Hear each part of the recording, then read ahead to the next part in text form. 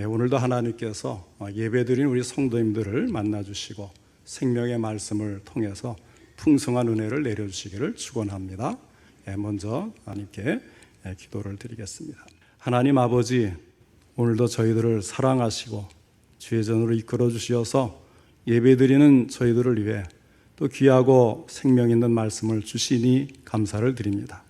이 말씀을 통해서 저희들이 주의 음성을 들으며 그 뜻을 깨달으며 실천할 수 있도록 전할 때도 들을 때도 성령님이 함께 하시고 도와주시옵소서. 하나님께 더 간절하게 예배드리는 심령과 아버지 한 찬양하고 기도하기를 원하는 우리 성도의 심령을 이미 받으신 줄 믿고 감사를 드리며 예수님의 이름으로 기도하옵나이다. 아멘. 성경 가운데서 야고보서는 예수님의 동생으로서 예루살렘 교회의 감독을 지낸 야고보가 기록한 성경책입니다. 그리고 목회적인 관점에서 쓰여진 성경책입니다.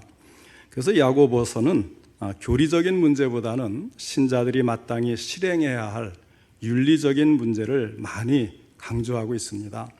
이러한 신자의 행위를 가르치는 데 있어서 먼저 시험에 대한 교훈을 말씀해 주시는 것은 매우 의미심장한 일이라고 할 수가 있겠습니다.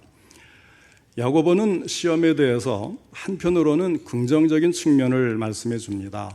시험은 인내를 만들어내고 우리를 온전하고 구비하여서 조금도 부족함이 없게 하고 그래서 시험을 당하면 기쁘게 여겨야 된다, 이렇게 앞에 야고보서 1장 2절로 4절에 말씀을 했습니다.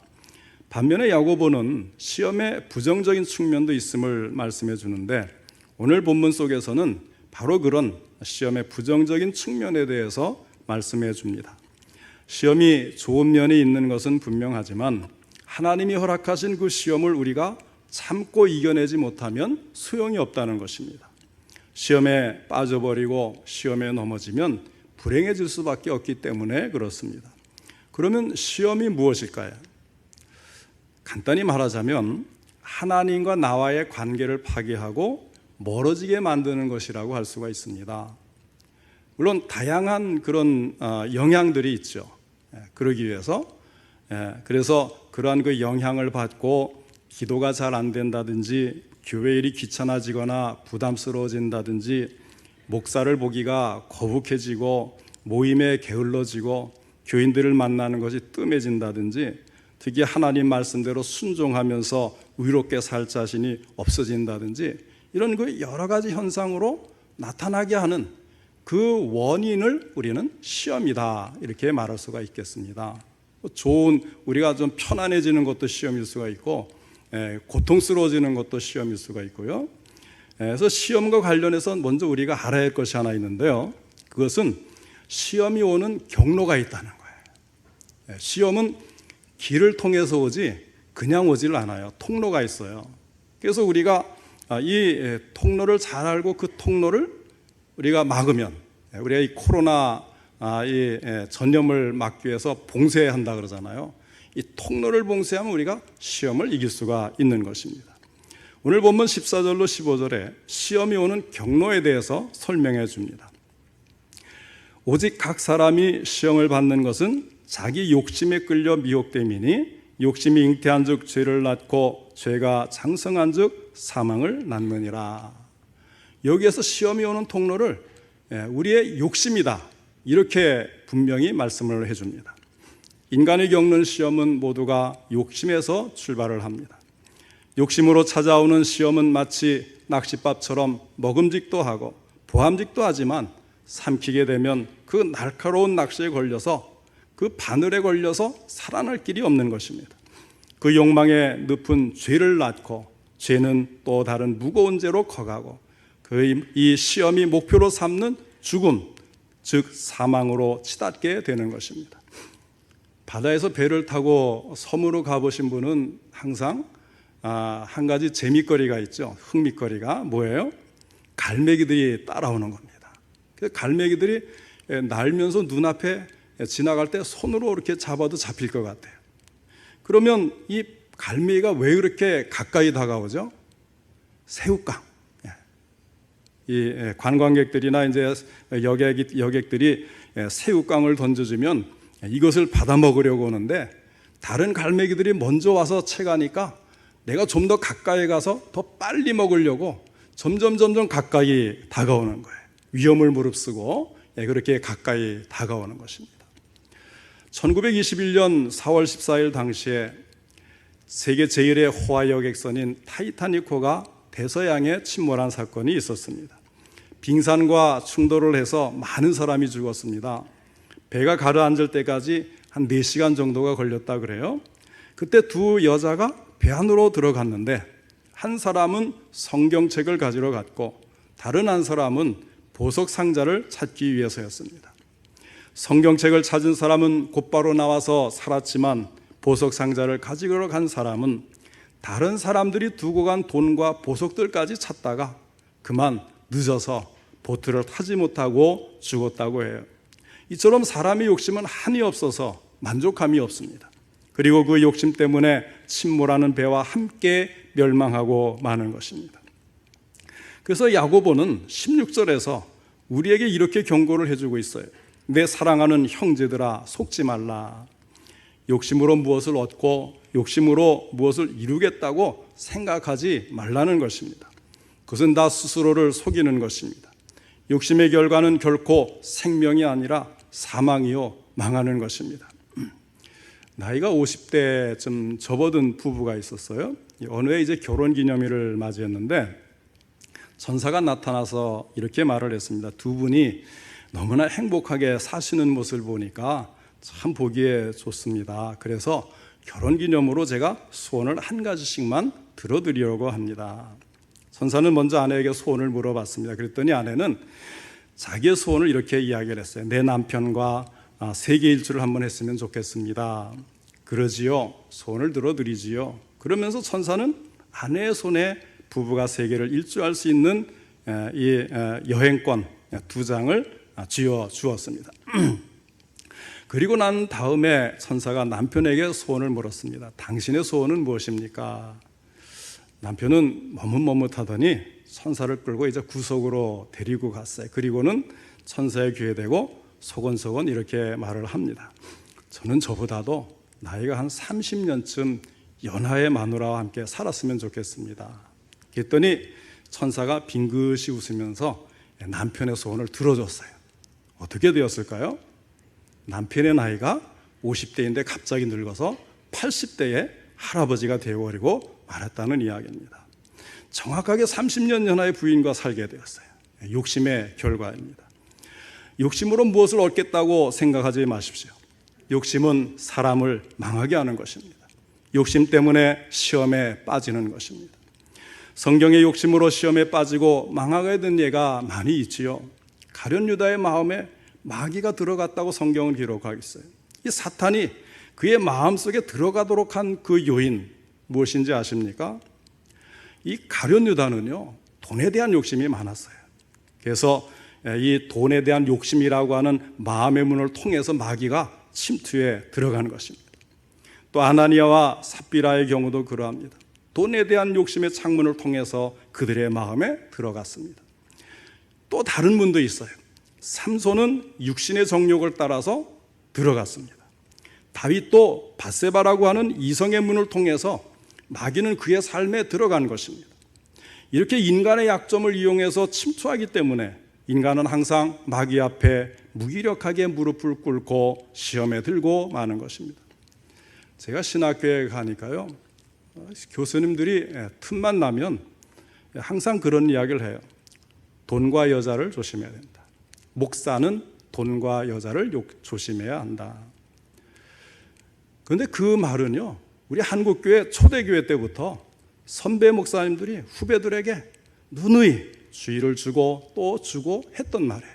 그러니까 교수님들도 신학교 다닐 때 선배 목사님들로부터 그 이야기를 듣고 또 전하고 계속 그랬는데도 여전히 사고가 나잖아요. 그만큼 인간은 돈과 이성에 대한 정욕에 취약하기 때문에 그렇습니다. 하나님은 인간의 생존과 발전을 위해서 욕망을 주셨습니다. 배고프면 먹고 싶고, 목이 마르면 마시고 싶고, 피곤하면 잠자고 싶고, 이성의 눈이 뜨이면 사랑하고 싶고, 비전이 서면 의지를 통해서 최선을 다하는 이런 것들은 결코 죄가 아닙니다.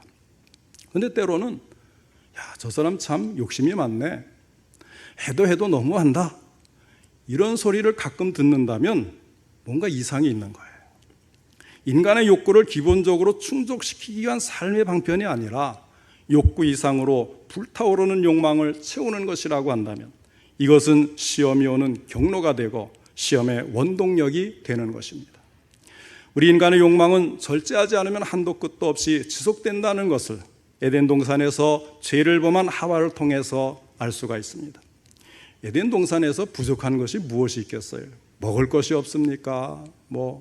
누가 괴롭히는 게 있습니까? 하나도 부족함이 없이 살았는데 단 한 가지, 오직 하나님과 같이 될 수 있다, 이 유혹에 범죄하고 말지 않습니까? 우리는 절제를 해야 돼. 하나님께서 허락하신 것에 만족해야 합니다. 욕심 부리지 말고 주 안에서 만족하고 감사하는 삶을 살아서 시험의 경로를 차단하고 시험을 이기는 성도들이 되시기를 바랍니다. 그러면 시험을 이기려면 어떻게 해야 될까요? 첫째는 참 주인이 누구인가를 알아야 돼요. 욥을 한번 생각해 보세요. 많은 시험을 겪지 않습니까? 만약에 원망해도 된다고 허락이 된다면 아마 욥보다 하나님을 원망할 이유가 많았던 사람은 이 세상에 없을 것 같아요. 그 많던 재산이 다 날아가 버리지 않습니까? 게다가 사랑하는 7남 3녀의 10남매가 사고로 모두 죽었어요. 부인이 저주하고 떠나버렸어요. 그럼에도 불구하고 욥은 시험에 넘어가지 않았습니다. 욥기 1장 21절 말씀입니다. 주시니도 여호와시요 거두시니도 여호와시오니 여호와의 이름이 찬송을 받으실지니이다. 욥은 자기가 주인이 아니고 자기는 종이고 주인은 하나님이시라는 사실을 잊지 않았던 것입니다. 그는 주인 대신 하나님이 주신 것으로 만족을 삼고 또 주인 대신 하나님이 가지고 가시니까 그것으로 감사하는 삶을 살았던 것입니다. 그의 마음속에 욕심이 없으니 시험에 빠질 이유가 없었던 것입니다. 탈무드에 나오는 이야기예요. 어떤 랍비에게 사랑하는 아들 2명이 있었습니다. 그런데 하루는 이 랍비가 잠시 외출한 사이에 2아이가 사고로 죽고 말았어요. 랍비 아내는 일단 2 아들의 시신을 방 안으로 옮겼습니다. 그리고 나서 남편이 돌아오면 뭐라고 말해야 할지 고민하기 시작했습니다. 한참 뒤에 랍비가 집에 돌아왔습니다.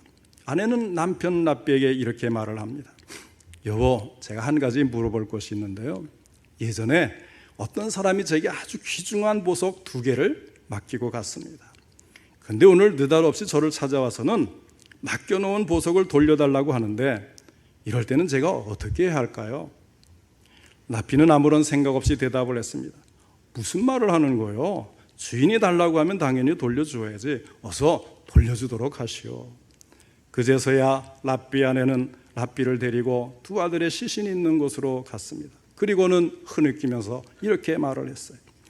여보, 방금 하나님께서 우리에게 맡겨놓으셨던 귀중한 보석 2개를 찾아가셨답니다. 우리는 주인이 아니에요. 주인 대신 하나님이 주신 대로 만족하고 주인 대신 하나님이 도로 가지고 가시면 그것으로 만족을 삼고 감사를 드려야 하는 것입니다.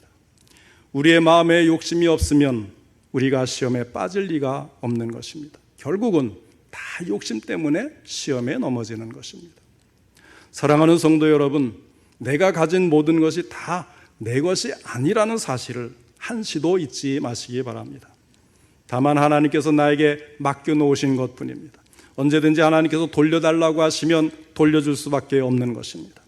우리의 생명도 마찬가지죠. 자기 생명을 자기 마음대로 늘렸다 줄였다 다스릴 수 있는 사람이 세상에 어디 있겠어요? 왜 내 생명인데 내 마음대로 안 됩니까? 애초에 내 것이 아니었기 때문입니다. 내 생명도 내가 주인이 아니기 때문에 그래요. 내 모든 것의 진정한 주인이 누구인가를 알면 욕심 부릴 이유도 없고 욕심 부리지 않으면 시험에 빠질 이유도 없는 것입니다. 둘째로 시험을 이기려면 인내해야 돼요. 12절에 시험을 참는 자는 복이 있나니 하였습니다. 시카고의 무디 성경학교 교장이었던 조지 스위팅 박사님은 시련에 대해서 세 가지를 기억해야 된다 하면서 이렇게 말을 했습니다. 첫째, 시련은 우리 모두가 공통적으로 경험하는 것으로 어느 누구도 예외가 없다. 둘째, 시련은 일시적인 현상으로서 언젠가는 극복될 수 있다. 셋째, 시련은 소중한 교훈을 담고 있다. 시련은 좋은 것은 아니지만 궁극적인 선을 위한 하나님의 활동을 성취시킨다. 이렇게 말을 했습니다. 야고보서 1장 2절에서 말씀하기를 시험을 만날 때 기뻐하면 3절에서 다시 말씀하기를 믿음의 시련이 되고 이 믿음의 시련은 인내를 만들어낸다고 했어요. 그리고 오늘 본문 1장 12절 말씀에 보면 시험을 참는 자가 복이 있다 이렇게 말씀을 했습니다. 참는 것은 최대의 시련과 고난 아래에서도 견뎌내는 것을 말해요. 맨 밑바닥에 떨어졌는데 그 위에 무거운 짐들이 또 누르고 있습니다. 그런 상황 속에서도 버텨내는 거예요. 아무리 밖으로부터 오는 고통의 압력이 거세다 해도 거기에 굴복하지 아니하고 이겨내는 힘이 바로 참는 것입니다. 그 때문에 우리는 시험의 원인이 무엇인지 분별해서 대처하는 것도 참 중요하지만 우리가 시험을 당할 때에 인내하고 견디고 감당하면 결국 하나님께 인정을 받는다는 사실을 기억하는 것도 역시 중요한 것입니다. 그리고 마침내 하나님께서 약속하신 생명의 면류관을 얻습니다. 시험을 참아낸다는 것은 세상의 유혹을 뿌리칠 수 있는 결단을 요구한다고 할 수가 있습니다. 하나님의 사랑과 영생을 받은 자로 평가될 수가 있습니다. TV에서 가끔 유명인사들의 대담 프로를 보게 되는데 사람들이 굉장히 관심을 많이 가지고 보는 것 같아요. 저도 가끔 그런 프로를 보면서 한 가지 공통된 이야기가 제 마음에 남았어요. 뭐라고 하냐면 한결같이 버티는 것이 중요하다. 버티는 걸 이야기하더라고요. 연예인들이라고 처음부터 다 인기 얻고 잘 되고 뭐 광고 뜨고 이렇게 돈 버는 건 아니잖아요. 무명 시절이 있지 않습니까? 그래서 이 밑바닥에서 굉장히 고생을 많이 하고 이 무명 시대가 언제 끝날지 모르는데 버텼다는 거예요. 그리고는 좋은 시절을 맞이했다는 거죠. 그런데 기업으로 성공한 사람도 똑같은 얘기를 해요. 학자나 교수로 성공한 사람들도 똑같은 얘기를 해요. 직장 다니는 회사원들도 마찬가지예요. 버티는 것이 중요하다. 그러면 우리 신자들이 인내하는 것과 이 세상 사람들이 버티는 것이 같을까요? 다를까요? 분명 다른 점이 있습니다. 12절에 시험을 참는 자는 복이 있나니 할 때에 여기에 이 참는다는 말로 번역된 헬라어가 휘포메네라고 하는 단어를 쓰는데요. 이것은 시험을 당한다 이게 아니고 내가 가서 맞이한다 이런 뜻이 있어요. 그러니까 시험이 오는데 내가 비동적이고 수동적으로 그냥 이렇게 뭐 맞고 이러는 게 아니고 능동적인 자세로 그걸 끌어안는 이런 모습인 겁니다. 그래서 시험이 있을 때 이것을 피하려고 하거나 아유 큰일 났네 이제 망했구나 내가 죄가 많아서 이런 시련을 당하나 뭐 이런 탄식이 아니고 시험을 당하는 순간에 이미 기뻐하고 있다는 겁니다. 왜냐하면 나는 분명하게 그 시험의 뜻을 알고 있고 결코 나의 죄 때문이라든가 하는 것이 아님을 알기 때문입니다.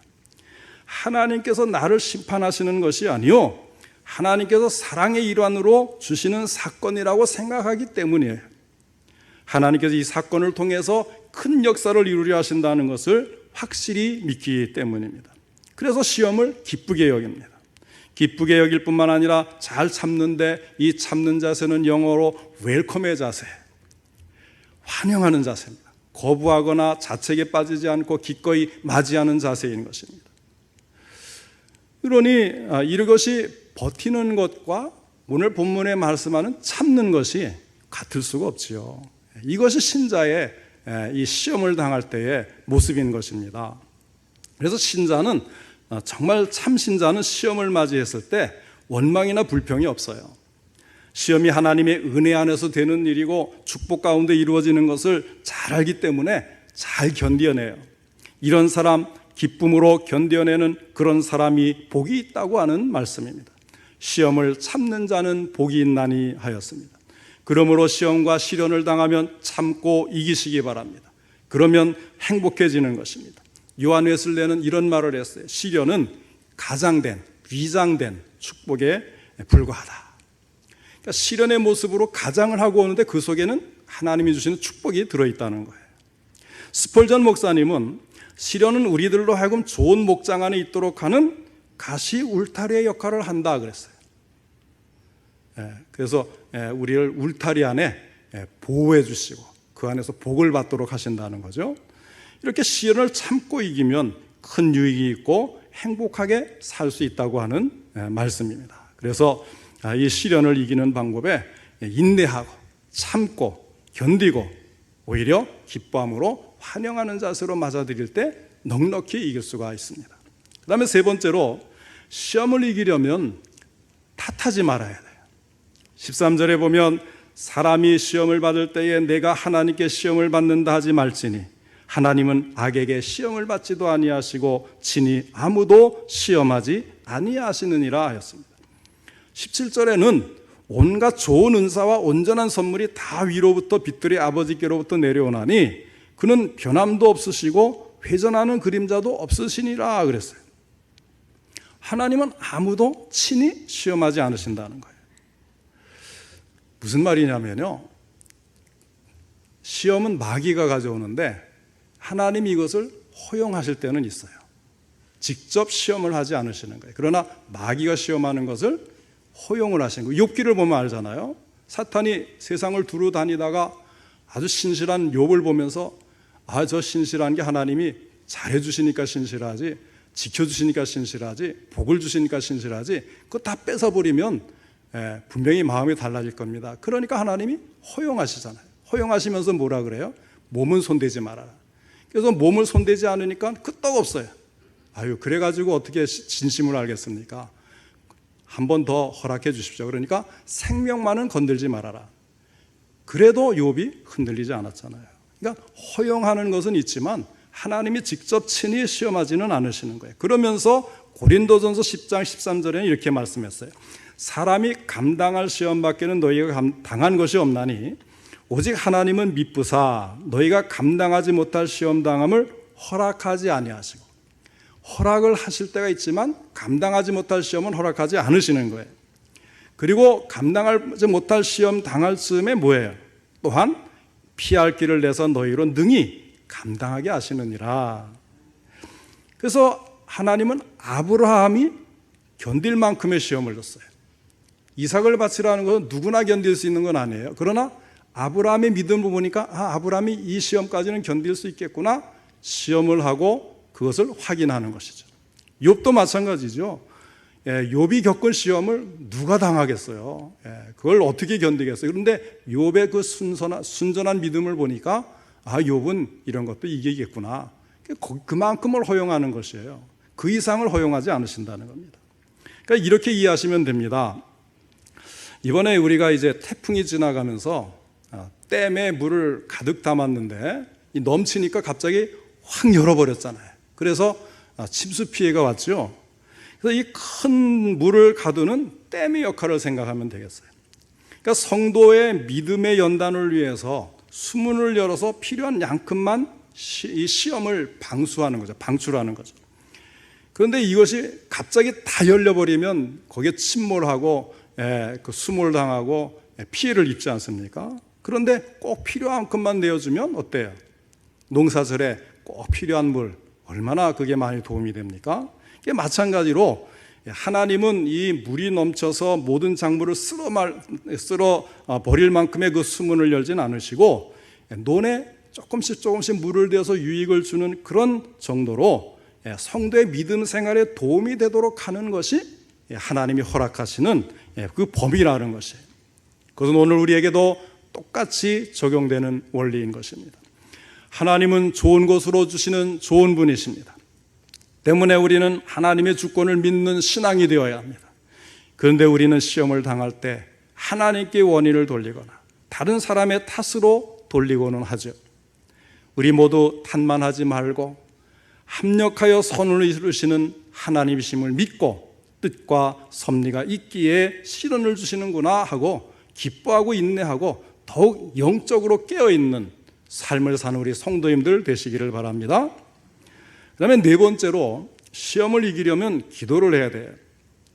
마태복음 26장 41절에 시험에 들지 않게 깨어 기도하라. 마음에는 원이로되 육신이 약하도다 하였습니다. 주기도문에는 시험에 들게 하지 마시옵고 다만 악에서 구하시옵소서 했어요. 이 일을 제일 많이 겪은 사람이 베드로죠. 베드로는 겟세마네 동산에서 기도하지 않고 졸다가 잠을 잤기 때문에 대제상의 뜰에서 주님을 3번씩이나 부인하는 시험에 들었던 것입니다. 하나님의 아들로서 이 땅에 오신 예수님께서도 늘 깨어 기도하시는 삶을 사셨는데 오늘 우리 성도들은 인간으로서 마땅히 기도에 깨어 있어서 시험을 이기는 능력을 가질 수 있는 것 아니겠습니까? 그렇기 때문에 우리가 기도를 쉬면 안 되는 거예요. 개인적인 기도도 해야 돼요. 모여서 기도하는 것이 이제 어려운 시기에 우리가 지금 접어들지 않았습니까? 이것이 이제 장기화될 것을 모두 각오하라고들 지금 계속 이야기를 해요. 정말 우리는 각오를 해야 됩니다. 교회에서 모여서 같이 기도할 수 있도록 힘을 주고 독려하고 도움이 되는 이런 일이 없더라도 개인적으로라도 이 기도를 쉬지 않아야 우리가 시험에 들지 않을 수가 있는 겁니다. 마지막 5번째는 시험을 이기려면 하나님의 말씀을 가까이 해야 됩니다. 예수님은 광야에서 마귀의 시험을 말씀으로 이기셨습니다. 에베소 6장 17절에 보면 하나님의 말씀은 성령의 검이라고 했습니다. 공격용 무기가 하나님의 말씀이라는 거죠. 공중권세 잡은 자와 싸워서 이기는 데는 이렇게 하나님의 말씀이 가장 힘 있는 무기가 되는 것입니다. 또한 온갖 시험 속에서도 이를 극복하며 승리할 수 있는 길은 하나님의 말씀으로 무장하는 것입니다. 예수님이 십자가에 못 박혀 죽으신 다음에 제자들이 다 실망하고 풀이 죽어가지고 다 뿔뿔이 흩어졌죠.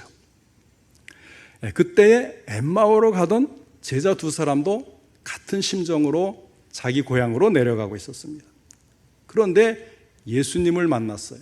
처음에 예수님인 줄 몰랐죠. 그런데 예수님이 말씀을 풀어주실 때에 그 심정을 이렇게 고백을 합니다. 그들이 서로 말하되 길에서 우리에게 말씀하시고 우리에게 성경을 풀어주실 때에 우리 속에서 마음이 뜨겁지 아니하더냐 하고. 이런 현상은요 오직 생명의 말씀, 성경 말씀을 읽을 때만 나타나는 현상입니다. 엠마오로 가던 2 제자가 말씀을 듣고 마음이 뜨거워짐을 느끼면서 신앙을 회복하고 예루살렘으로 다시 돌아갔던 것은 하나님의 말씀을 잘하는 것이 시험을 이기는데 얼마나 중요한 것을 보여주는 단적인 예인 것입니다. 사랑하는 성도 여러분, 시험을 만나셨습니까? 오늘 주신 말씀 13절로 16절에 사람이 시험을 받을 때에 내가 하나님께 시험을 받는다 하지 말지니 하나님은 악에게 시험을 받지도 아니하시고 친히 아무도 시험하지 아니하시느니라. 오직 각 사람이 시험을 받는 것은 자기 욕심에 끌려 미혹됨이니 욕심이 잉태한 즉 죄를 낳고 죄가 장성한 즉 사망을 낳느니라. 내 사랑하는 형제들아 속지 말라 말씀을 했습니다. 우리 하나님은 선하십니다. 우리를 시험하는 분이 결코 아니십니다. 하나님은 언제나 우리를 가장 좋은 길로 인도해 주시는 것입니다. 우리를 향하신 하나님의 뜻은 항상 선하십니다. 언제나 복되게 인도하시는 것입니다. 하나님이 우리를 어디로 인도하시든지 간에 그저 감사함으로 받으시면 되는 거예요. 나를 가장 좋은 길로 인도해 주시겠지, 그 믿음을 가지고 모든 것을 하나님께 맡기시기를 바랍니다. 그러면 12절에 시험을 참는 자가 복이 있나니 이는 시련을 견뎌낸 자가 주께서 자기를 사랑하는 자들에게 약속하신 생명의 면류관을 얻을 것이기 때문이라고 말씀한 대로 하나님은 우리를 옳다고 인정해 주시고 약속하신 생명의 면류관을 우리에게 허락해 주시는 것입니다. 혹시 시험을 당해도 우리 성도님들은 참고 견디며 시험에 들지 말고 탓하거나 원망하지 말고 오늘 주신 말씀대로 인내로써 기도하며 잘 이겨서 마침내 주님께서 주시는 생명의 면류관을 받으시기를 주님의 이름으로 축원합니다.